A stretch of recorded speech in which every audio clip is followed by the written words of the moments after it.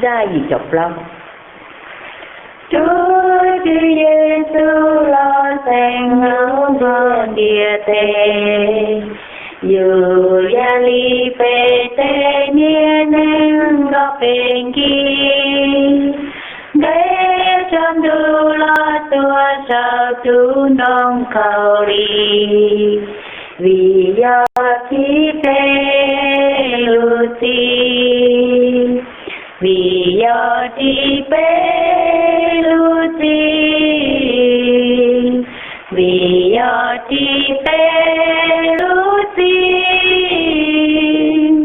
để trong đu lo tua sao tu nông cầu đi, vì do chi phê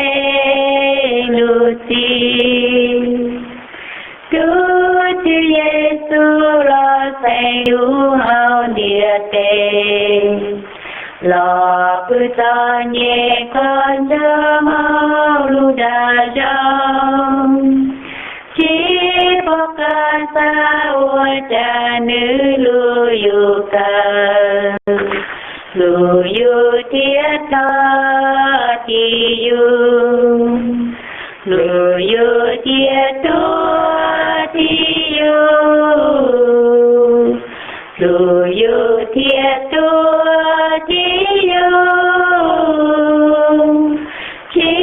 có ca sa ua cha nữ lu yu ca, lu yu thiết tu ti yu. Chúa Giêsu lo yu phứ hao đà rong, nửa đó nhu tiền đó nên nhỏ sao nhện chúa, nửa đó chi nghe lo yu yu pa yu,